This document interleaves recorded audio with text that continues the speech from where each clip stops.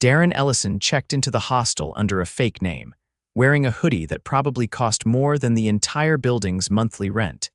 He tossed his designer duffel onto the creaky bunk, ignoring the way the mattress groaned like it was one nap away from falling apart. The room smelled faintly of detergent and ramen. He exhaled and sat down, elbows on knees, trying to remember the last time he'd been somewhere that didn't reek of expensive cologne and ambition. That's what he wanted now, less ambition. No more boardrooms, no more tailored suits, no more assistants whispering his schedule in his ear. Just quiet. Darren Ellison, tech millionaire by 29, now pretending to be Dan Ellis, guy figuring things out. He didn't expect to stay long. A week, maybe two. Long enough to forget the suffocating penthouse, the constant buzzing of emails, and the fiancée who'd left not because he cheated, he never would, but because he never gave her more than his schedule allowed. That was a month ago. Now he was here. Somewhere in southern Oregon, in a hostel that catered to nature lovers, drifters, and people who didn't have 3 custom watches in their backpack. "Hey," a voice called from the doorway. "You the new guy in 6, he looked up. She was barefoot, holding a half-eaten apple with a backpack slung over one shoulder like it weighed nothing. Her hair was tied in a messy braid, and her shirt had a faded map of South America on it.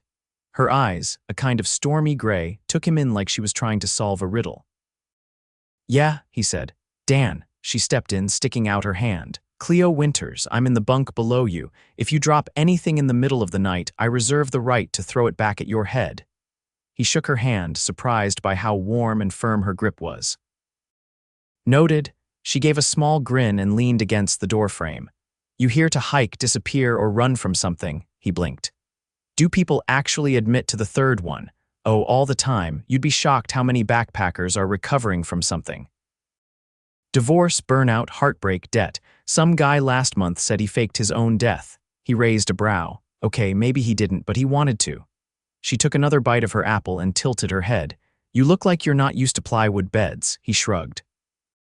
"Thought I'd try something different, I'll bet." She turned and started toward the hallway. "There's a group hike happening in 20. If you don't come, I'll assume you're secretly a serial killer." He didn't plan on going, but he found himself lacing up his sneakers anyway. The trail was muddy and narrow, winding through towering redwoods that turned everything golden when the sun hit just right.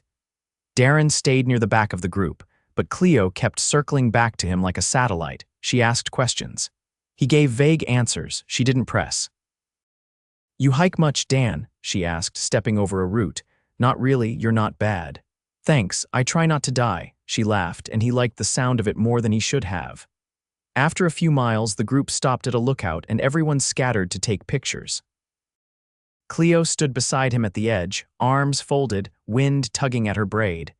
"You're not really a backpacker," she said quietly. He froze. She didn't look at him.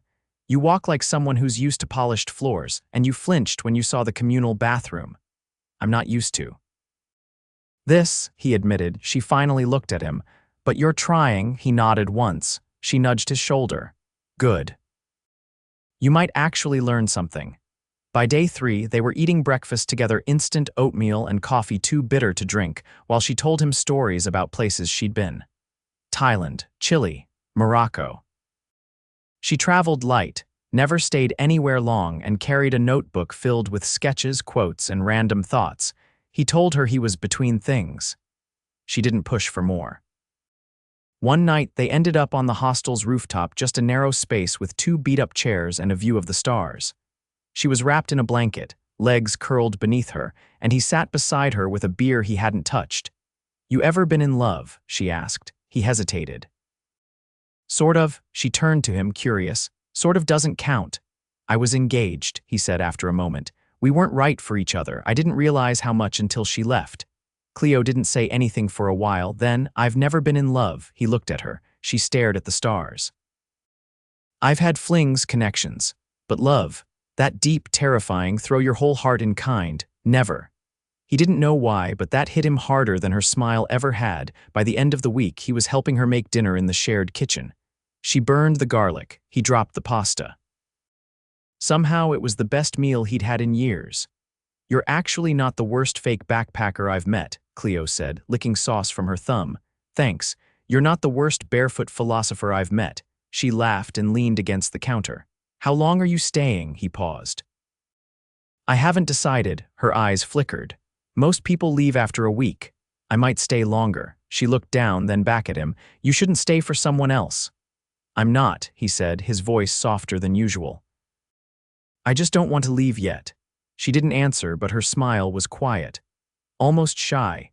That night, as the sky darkened and people quieted down, he found her sitting on the front steps of the hostel, sketching in her notebook. He sat beside her, close enough to feel the warmth of her arm against his. She didn't look up. "You're not who you say you are," his heart thudded. "What makes you say that?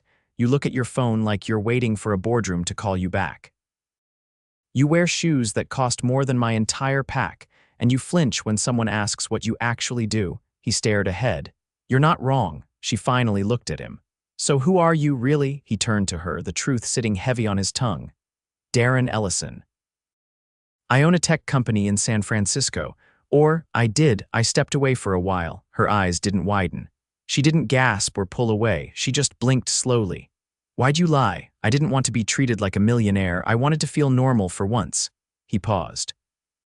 "You make me feel normal." She looked at him for a long moment. Then she stood up, brushed off her jeans, and said, "Come with me." "Where?" She didn't answer, just turned and walked toward the woods behind the hostel. He followed. They didn't talk as they walked, but when they reached the clearing with the fire pit, she turned to him. The moonlight made her eyes seem silver. "I don't care that you have money," she said, "but if you lie to me again, I'm walking away." "I won't," he said, stepping closer. "I swear." She tilted her head. "And why should I believe you?" "Because I haven't felt like this in years, and I think I'm starting to fall for you." She froze. Then, slowly, she stepped forward, so close he could feel her breath. "You better mean that." "I do." He reached for her hand. She didn't pull away, and under the stars, in a place that smelled like pine and smoke and something new, Cleo Winters let herself believe him. Cleo didn't kiss him that night. She didn't even touch his face, or give him some poetic monologue about fate or timing. She simply nodded once after he confessed he was falling for her, turned toward the path and said, "Let's go back before someone thinks we got eaten by a bear." Darren followed her in silence, his heart hammering in his chest not from the walk, but from the feel of her hand still warm in his. The next morning she was gone. Not gone. Her bag was still under her bunk, her sketchbook on the windowsill where she always left it, but she wasn't at breakfast, wasn't on the porch, wasn't in the clearing. Darren waited until noon before he asked someone if they'd seen her. "Cleo." "Yeah, she caught the early shuttle into town, probably grabbing supplies." He sat on the front steps, watching the dust trail left by the van fade into heat waves. Something itched beneath his skin, a growing unease he couldn't quite name. Not fear, not yet, just a sense that something had shifted. He didn't see her again until sunset. She walked up the dirt path with a paper bag in hand, her cheeks wind-flushed, hair tangled from the wind. Darren stood as she approached. She said nothing but handed him the bag. Inside was a jar of blackberry jam, a wedge of sharp cheddar, and a loaf of fresh sourdough. "I figured you've probably never had a sandwich that didn't come with a linen napkin," she said. He looked at her, uncertain. "I needed space," she added, "to think." "Did you?" he asked gently.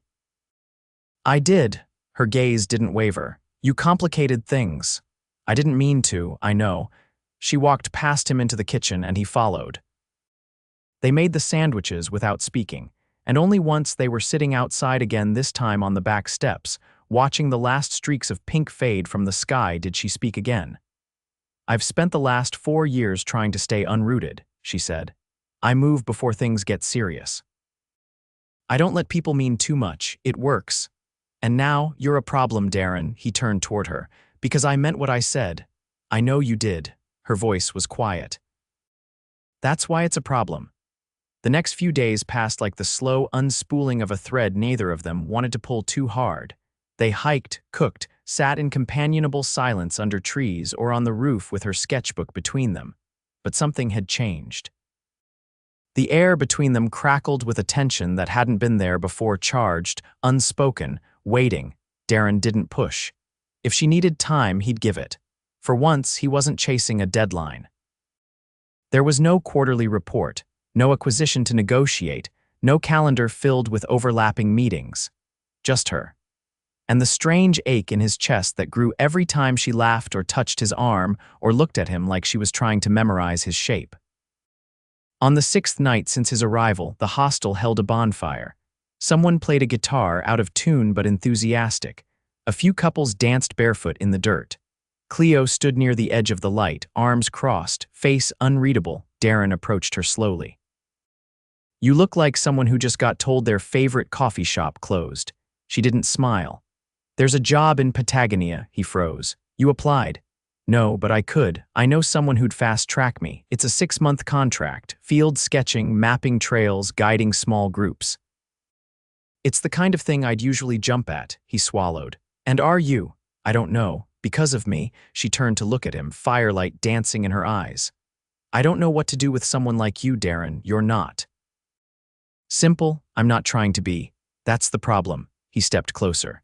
"Cleo, I came here to disappear, to strip my life down to something real, and then I met you, and now I don't want to go back to the man I was before. I don't care if I'm not simple."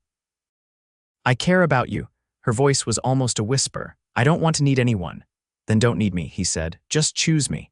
She stared at him for a long beat. Then, without a word, she walked away. He didn't follow. The next morning, her bunk was empty, her pack was gone.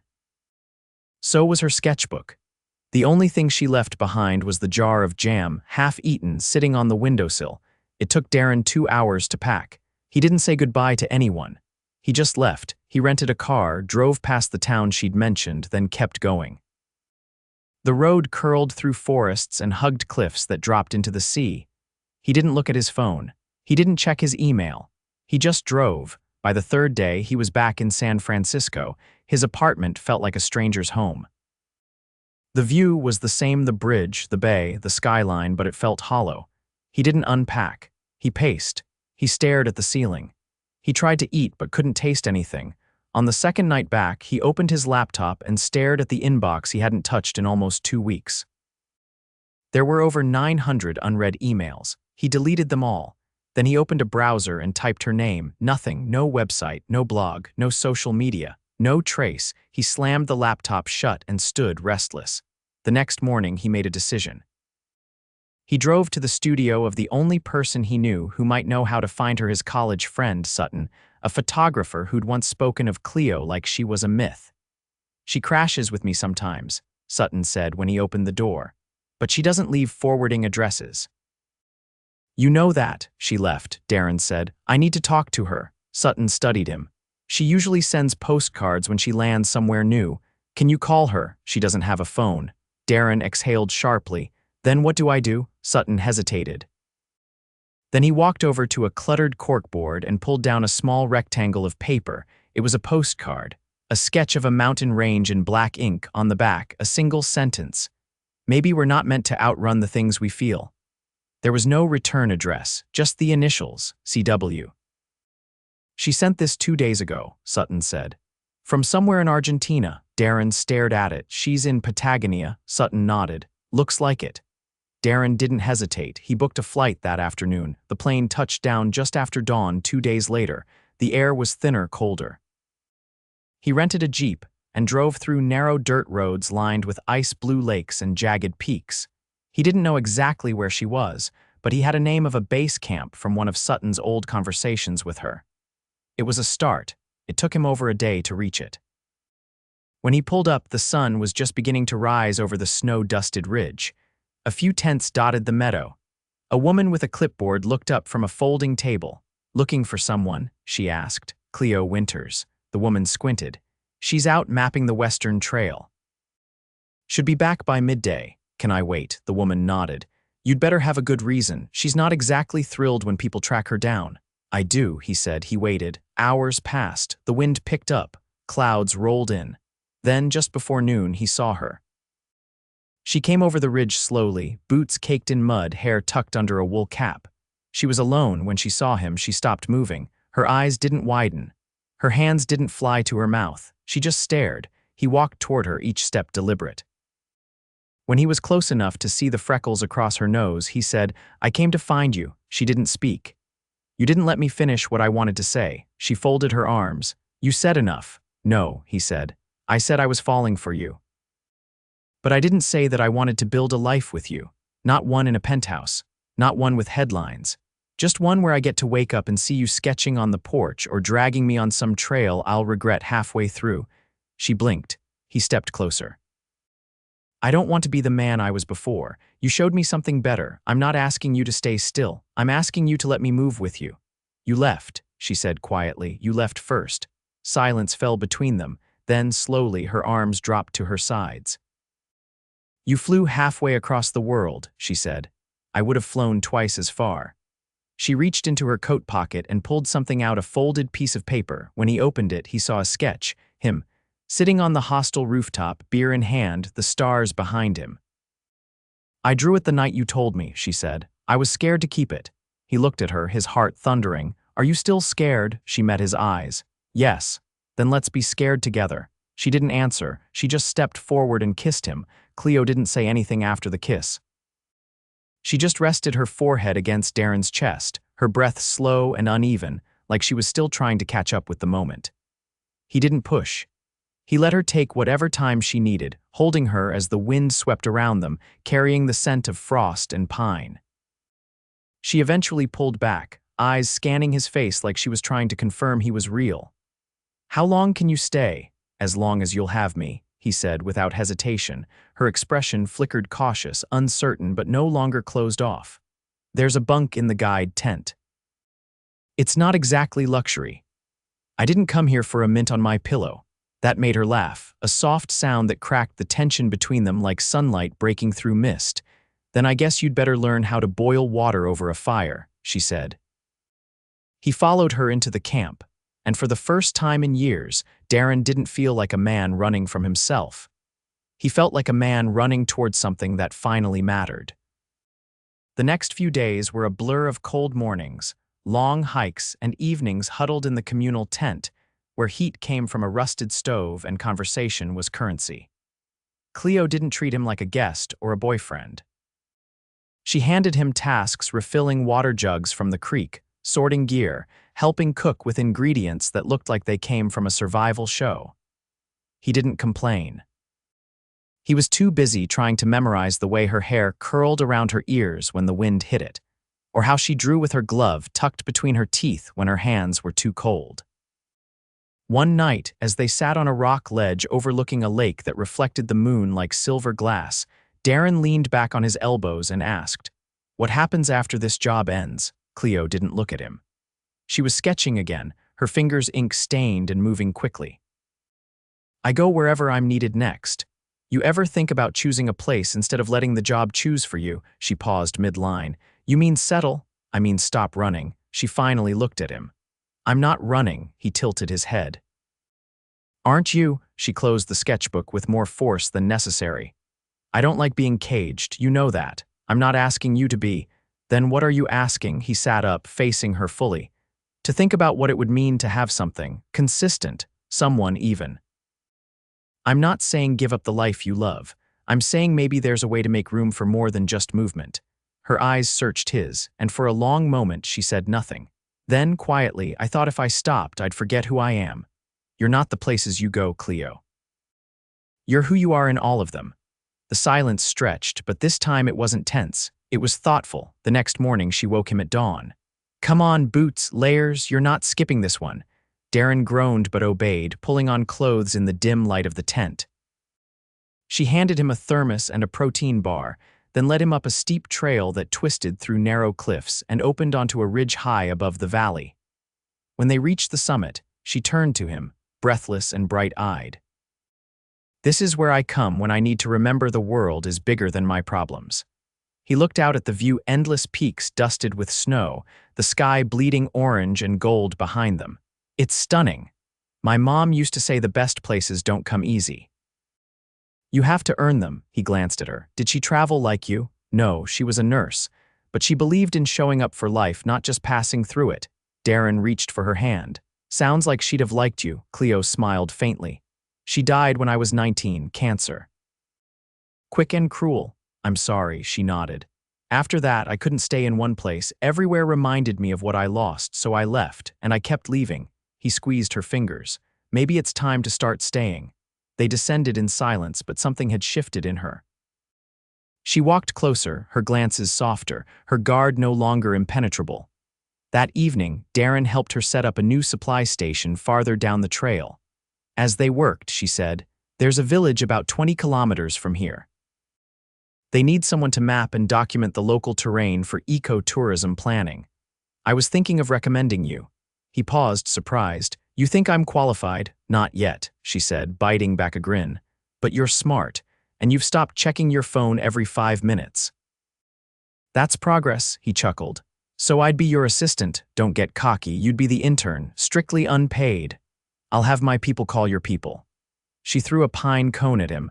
Later that night, she pulled out a folded sheet of paper from her pocket. "I got an offer." His stomach tightened. "Where?" "Southeast Asia, 6-month expedition, documenting coral reef degradation, funded by a conservation group." He tried to mask the drop in his chest. "Are you taking it?" I turned it down. He looked at her sharply. "Why?" She traced a crack in the wooden table with her nail. "Because I don't want to leave you behind again." Darren leaned forward. "I would have come with you, I know, but I don't want you to follow me. I want to choose the same place, with you." His breath caught. "Are you saying what I think you're saying?" She met his eyes. "I'm saying I want to try us, not just here, not just in the in-between, all of it." He stood slowly, reached into his coat pocket and pulled out a small velvet box. Her eyes widened. "Darren, I didn't bring this to pressure you," he said carefully. "I brought it because I knew, the moment I saw you again, that I didn't want to spend another day wondering what it would be like to build something with you." She opened the box. Inside was a ring, delicate, minimalist, a single sapphire set in a thin gold band. He held her gaze. "I don't want a life that looks good on paper. I want one that feels like this feels, like you." Cleo's throat worked around a soundless breath. "I've never thought about marriage." "I have," he said, "and I've never wanted it until now." She looked down at the ring, then back up at him. "I don't need a big wedding. I don't need anything but you." She took the ring, slid it onto her finger, and stepped into him, her voice barely audible. "Then let's figure it out, together." He pulled her close, their foreheads touching as the wind whispered around them. "I love you, Cleo Winters. And I love you, Darren Ellison."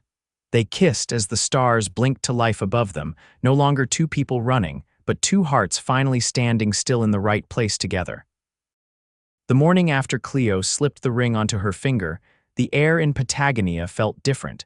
Not because the wind had softened, it still blew sharp off the ridgelines, or because the frost had stopped clinging to the tent flaps. It felt different because she hadn't taken the ring off. Not when she washed her hands, not when she tied her boots, not when she reached for her coffee mug with that left hand like it was any other day. Darren noticed, but he didn't say anything. He didn't need to. He'd never been the kind of man who relied on symbols until now. Now he found himself glancing at her hand like it anchored him, like it confirmed she hadn't changed her mind while he slept. "Stop staring at it," Cleo said as they moved along the trail that morning, her voice dry. "I'm not," he lied. "You are. You're practically tracking its glint like a compass." "Maybe it is one," he said, brushing his shoulder against hers. "It points me back to you." She rolled her eyes but didn't move away. "You're getting sappy, Ellison. Only for you." They continued in silence, the kind that came with comfort, not distance. The terrain sloped gently, the trail winding past a stream swollen from snowmelt. Cleo stopped at a bend and crouched, her fingers brushing through the grass. "Look," she whispered.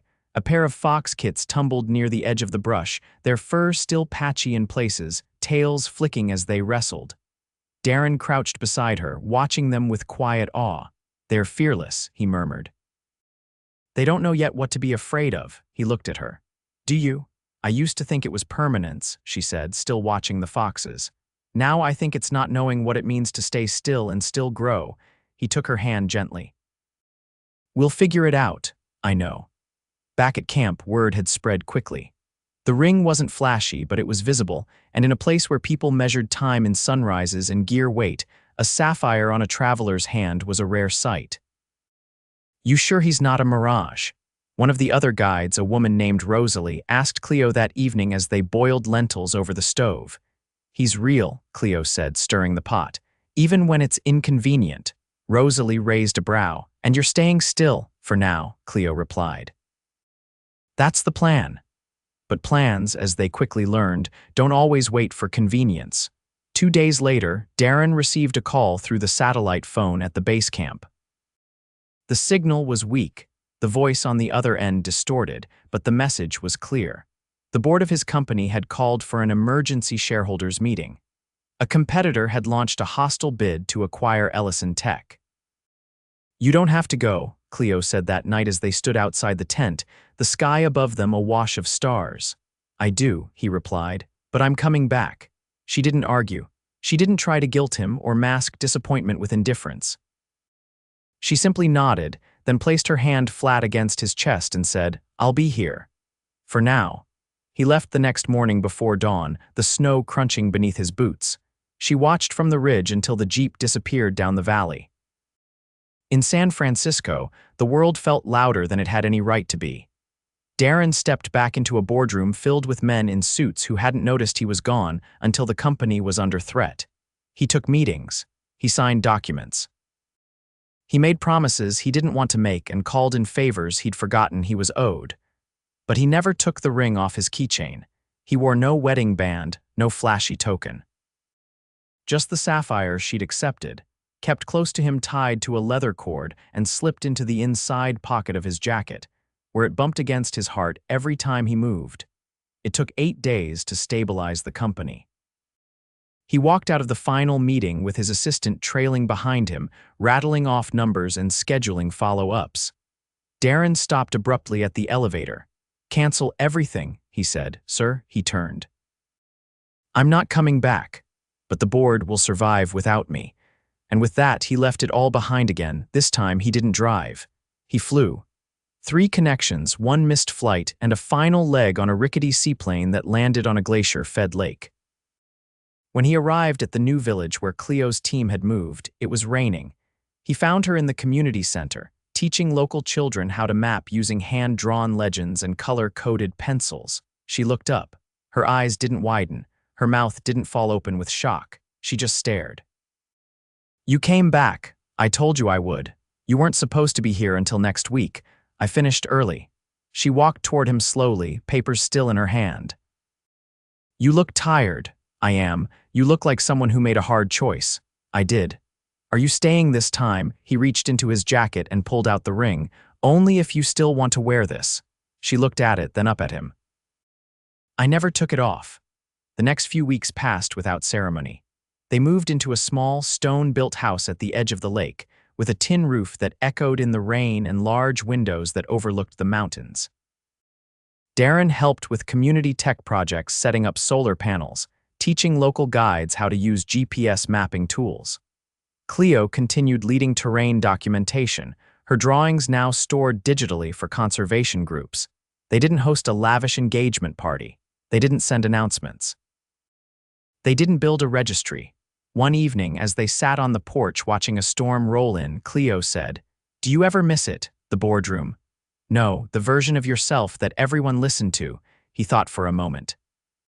He was lonely, but powerful. Power doesn't keep you warm when the lights go out. She leaned against him, her head resting on his shoulder. "You're different now." "I'm still me," he said softly. "Just finally whole." In the spring, they took a trip together through the Andes, sleeping under stars and tracing trails few had mapped. Cleo filled 3 new sketchbooks. Darren carried the gear, cooked breakfast over open fires, and learned to gauge weather by the shape of clouds. They didn't talk much about what came next. They didn't need to. It was in the way they moved together now, in sync without effort. In the way he reached for her hand when the wind rose, and she leaned into him like she belonged there. One night, as they lay beneath a wool blanket with the fire crackling low, Cleo whispered, "You know, I used to think love was supposed to be wild, uncontainable, like a storm. And now I think it's the eye of the storm, still, steady. The place you go when everything else spins." He kissed her shoulder. "You're mine. And you're mine." When they returned to the village, they hosted a small celebration. Not a wedding, neither of them wanted vows recited in front of strangers, but a gathering of people who'd watched them change and grow. The children Cleo taught brought her pressed flowers. The elders gifted them a hand-carved bench with their names etched beneath it. As the sun dipped behind the peaks, Darren stood on the porch and looked out over the valley. Cleo joined him, her hand slipping into his. "No regrets?" she asked. "Only that I didn't find you sooner." She smiled, resting her head against his shoulder. "You weren't ready. Maybe not. But I'm ready now." They stayed long enough to plant roots, not deep enough to trap them, but strong enough to hold when the wind came. And when people asked what changed him, the man who once built a tech empire and walked away, he would say, "I met a girl with a backpack and a sketchbook, and she showed me what it meant to live. No headlines, no boardroom victories, just a man, a woman, and a life that finally felt like home." The days lengthened, the winds softened, and the cold that had once settled deep into their bones finally loosened its hold. Darren and Cleo had slipped into a rhythm that neither of them had ever expected, and that was exactly why it worked. Their shared house on the ridge, with its tin roof and wide windows, had grown from a temporary shelter into something lived in. The walls now held framed sketches Cleo had made of the valley, of wild horses by the riverbank, of Darren laughing mid-hike with his pack slung too low on one shoulder. Her old notebook had been replaced with a new one, thicker, leather-bound, a gift from one of the local guides who'd carved her initials into the back cover without asking. The villagers had accepted them, not because of who Darren had been before or what he'd left behind, but because he showed up. Every day, when the school's generator failed, he rebuilt the wiring. When the water line cracked during the spring thaw, he was knee-deep in freezing mud helping the others dig. He didn't do it to prove anything. He did it because he wanted to. And Cleo, who had once flinched at the idea of permanence, now spent her time planting things. A row of native herbs along the back fence, a bed of wildflowers near the porch, a sapling pine tree that she insisted would outlive them both. She never said she was staying forever. But she stopped measuring time in departures. One afternoon, while repairing a cracked window pane, Darren found a folded list tucked behind a floorboard. It was written in Cleo's handwriting. At the top, it read, "Things I never thought I'd want." He scanned the list silently. The items were small but telling. A place to return to, a dinner table with 2 chairs. Someone who doesn't need to be chased, kindness that doesn't ask for repayment. A future that doesn't scare me. He tucked the list back without saying anything. But that night, he cooked dinner, nothing elaborate, just lentils with roasted squash, and set 2 candles between their plates. They ate in silence, but the warmth between them said more than words could. Later, as she curled into his side, Cleo murmured, "Did you fix the window?" He kissed her temple. "It doesn't rattle anymore. Good." The wind was starting to sound like a ghost. "You're not afraid of ghosts." "I am if they're the kind that whisper things I'm not ready to hear." He didn't press. He just held her tighter. Weeks passed. The season shifted again, spring edging towards summer with long, golden evenings and sudden rainstorms that left the valley fragrant and bright. One morning, Cleo returned from the school with a folded letter. "It's from a nonprofit in New Zealand," she said, holding it out. He took it carefully. "They want me to lead a year-long preservation project, coastal mapping, endangered dunes. It's good work." He handed the letter back. "Do you want it?" She looked at it for a long time. "I would have once, and now, I don't want to go without you. I can come." She shook her head. "I don't want you to follow me anymore. I want to make decisions with you." "Then let's make this one together." She sat on the porch railing, the letter falling to her lap. "If we go, we start over. New place, new rhythm." "New doesn't scare me." She looked up. "What does scare you?" "Losing what we have. We won't. Not if we choose it, every day." He stepped closer, brushing her wind-tangled hair behind her ear. "Then let's choose together." She nodded once, slow and certain. They left Patagonia a month later, but not without ceremony. The villagers threw a goodbye meal, with grilled meats and music that played late into the night. Cleo gave her sketchbooks to the local teacher, "For the next curious kid," she said, and Darren left behind a solar battery system he'd built from spare parts. They didn't say goodbye like people who were leaving. They said goodbye like people who might one day return. New Zealand welcomed them with open skies, wild coastlines, and a house so close to the shore that the waves tapped against the walls when the tides rose. Cleo's work began immediately. Long days in the field, sunburnt and wind-chapped, with her sketchbook slung across her chest and a radio clipped to her belt. Darren, for his part, found a new project, a community tech center in a nearby town where he taught coding to kids after school and helped local artists digitize their work. It wasn't glamorous, it wasn't global, but it mattered and it fit. They made it work not because they had to, but because they wanted to. They cooked together, fought over laundry, learned to sleep through the sound of gulls. Their love didn't burn like fire anymore. It moved like water, steady, carving something deeper every day. One morning, Cleo stood barefoot on the beach, the sun just beginning to rise. Darren came up behind her, wrapping his arms around her waist. "You're staring at the horizon like it owes you something," he said against her shoulder. "I was thinking," she replied. "It's strange how far we've come." "Not that strange," he said. "You just stopped running, you stopped hiding. The tide came in, washing over their feet. I used to think love had to be big to matter," she said. "That it had to shake the world. And now I think the quiet kind is stronger." He turned her gently to face him. "You still want this?" "I've never wanted anything more." They kissed as the waves lapped around their ankles, the sky turning soft and gold above them. Years passed. They moved again, once to the Italian countryside, later to a forested corner of Canada, but they always moved together. Never because they were running, always because they were choosing. Cleo's work took her to places most people only saw in documentaries. Darren built systems that helped remote communities thrive. They never got married in a church or with guests. Instead, one morning in a field of lavender, she slipped her engagement ring onto his hand, and he wore it as a promise, not of ownership, but of presence. They never needed more than that. When they returned to Patagonia years later now, with laugh lines and sun-faded clothes, they found the bench still there, their names still carved beneath it. They sat for hours, saying little, watching the light turn the mountains gold. Cleo pulled out her sketchbook, now filled with drawings from a dozen countries. She added one more, the two of them older but smiling, her hand in his. Darren leaned over her shoulder. "You forgot something," she raised a brow. "What?" he pointed. "The ring." She looked down at her hand, then back at the sketch.